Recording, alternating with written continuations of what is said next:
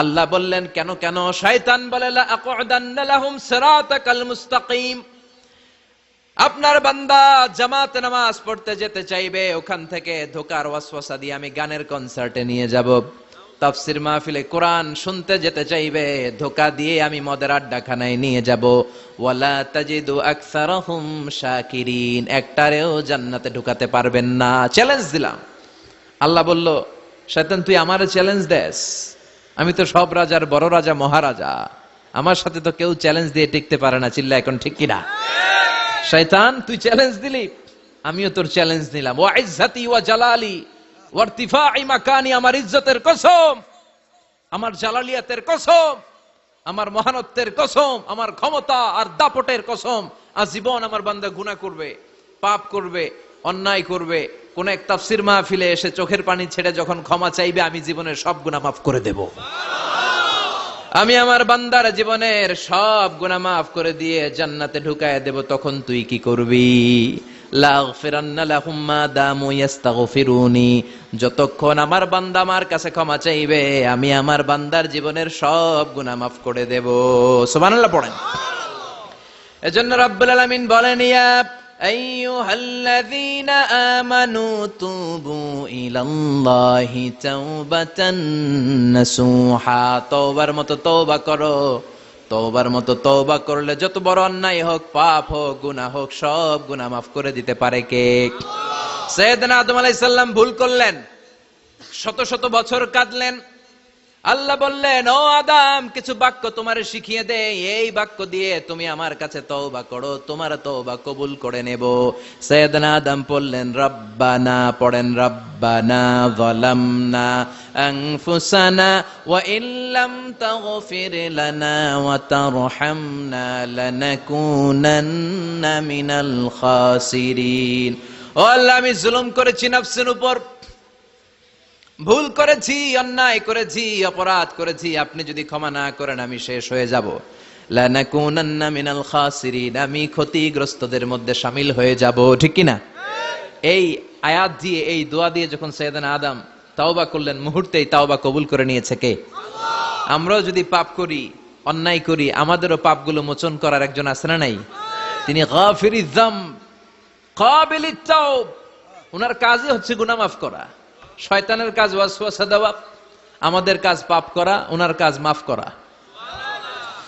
আল্লাহ ডেকে বলে, গোলাম, তোরা যদি পাপ না করতি আর বারবার মাফ না চাইতি, তাহলে তোদেরকে ধ্বংস করে দিয়ে জমিনের বুকে এমন একটা জাতি আমি বানাতাম যারা পাপ করতো আর মাফ চাইতো, আর আমি মাফ করতাম। সুবহানাল্লাহ পড়েন। মাফ করতে আল্লাহর বড্ড ভাল লাগে, চোখের পানি দেখতে আল্লাহর বড্ড ভাল লাগে, কায়মনো বাক্যে কেউ দোয়া করছে এই দৃশ্য দেখতে আল্লাহর ভালো লাগে। চিল্লায় বলেন সুবহানাল্লাহ। এজন্য পাপ আমাদের যত বড় হোক, আমাদের জন্য মাফ আছে না নাই?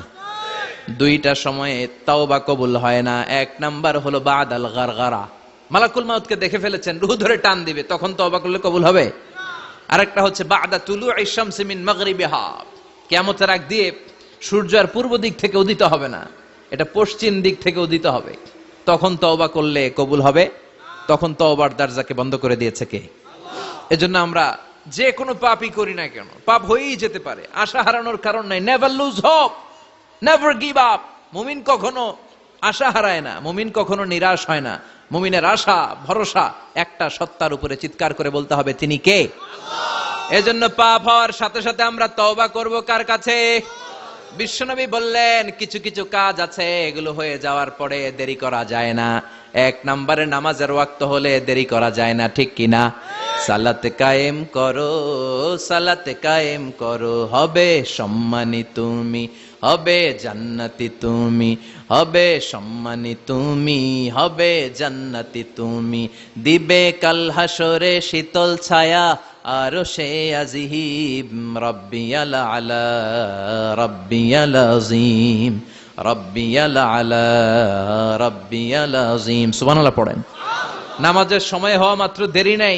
তাজহিজুল মাইয়িত, মারা গেলে লাশ রেখে দেয়া যায় না, তাড়াতাড়ি দাফন করে দাও।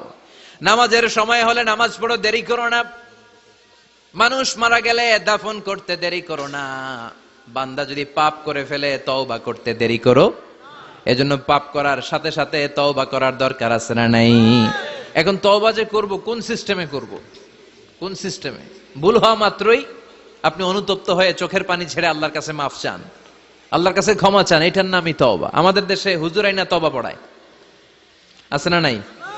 আনন্দপুরে এগুলা নাই, আছে না? কয় ইমাম সাহেবরে নিয়ে আয়, খতিব সাহেবরে নিয়ে আয়, হাফেজ সাহেব হুজুরের নিয়ে আয়, তওবা পড়া। না, তওবা পড়ানো লাগে না, আপনার নিজের তওবা আপনি নিজেই পড়বেন। আপনি অনুতপ্ত হয়ে চোখের পানি ছেড়ে আপনার আল্লাহরে ডাক দেন, ডাক দেয়া মাত্র তিনি সাড়া দিবে। চিল্লায় বলেন ঠিক কি না?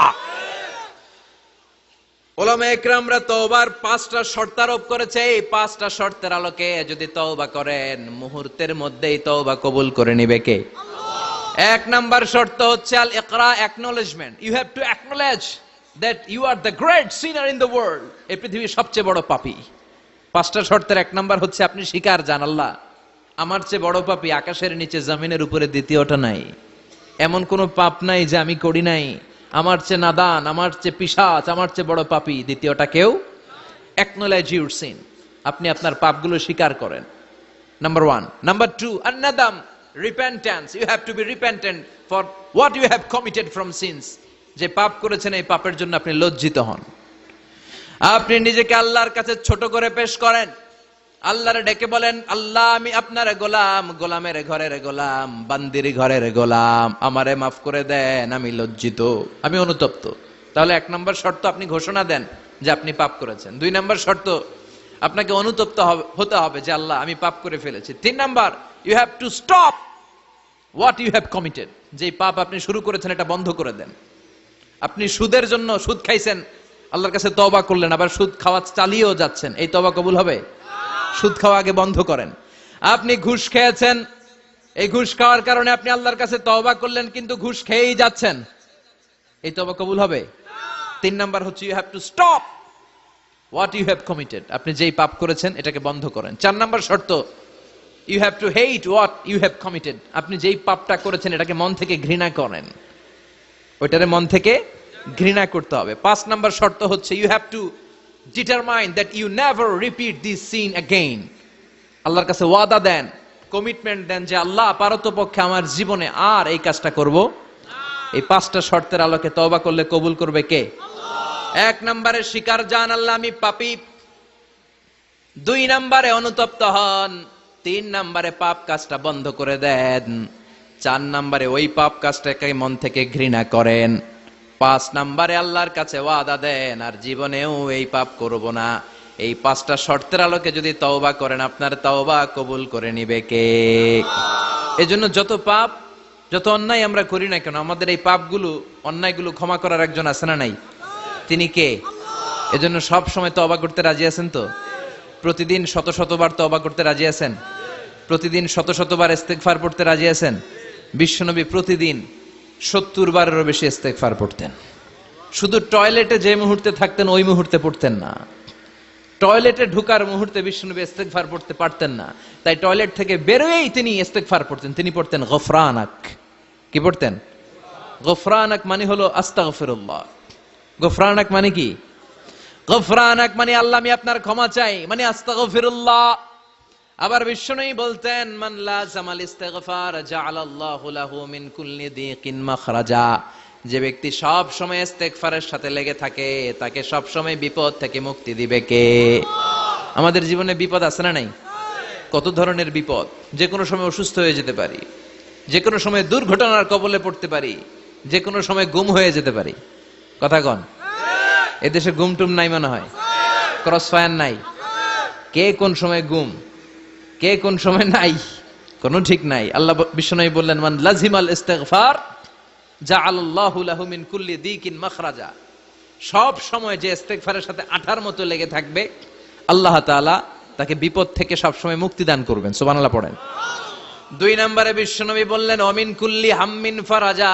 ওই ব্যক্তিকে রব্বুল আলামিন সব ধরনের দুশ্চিন্তা থেকে মুক্তি দিয়ে দিবেন। আমাদের জীবনে দুশ্চিন্তা আছে না নাই? টেনশন নাই কার কার? হাত তোলেন তো। যে হুজুর আমার কোনো টেনশন নাই। আপনার টেনশন নাই, মাশাআল্লাহ। আমার সাথে দেখা করবেন আলোচনার পরে। টেনশন ছাড়া মানুষ আছে? বাঁচার টেনশন, মরার টেনশন, কবরের টেনশন, ক্যারিয়ারের টেনশন, বিদ্যুৎ বিলের টেনশন, গ্যাসের বিলের টেনশন, বাড়ি ভাড়ার টেনশন আছে না নাই? বিশ্বনবী বললেন টেনশন ছাড়া মানুষ নাই। সব সময় আঠার মতো যে ইস্তেগফারের সাথে লেগে থাকবে তাকে টেনশন মুক্ত করে দিবে কে? 3 নাম্বার, ওয়ারযুকহু মিন হাইসু লা ইয়াহতাসিব, এমন জায়গা থেকে আল্লাহ তাআলা রিজিকের ব্যবস্থা করে দিবেন সে কল্পনাও করতে পারবে না। আমি নিজে এটার প্রমাণ পেয়েছি। অনেক অনেক সময় আমি কল্পনাও করি নাই যে এখান থেকে আমার রিজিকের ব্যবস্থা হতে পারে। এমন পরিমাণে রিজিকের ব্যবস্থা এসেছে, 2 হাতে নিয়েও কুলাতে পারি নাই। এজন্য সব সময় চলতে ফিরতে উঠতে বসতে ইস্তেগফারের সাথে লেগে থাকার দরকার আছে না নাই? আবার বিশ্বনবী বললেন সদা সর্বদা যারা সব সময় ইস্তেগফার পড়বে আল্লাহর পক্ষ থেকে কোনো আযাব গজব তাদের উপর পাকড়াও হবে না।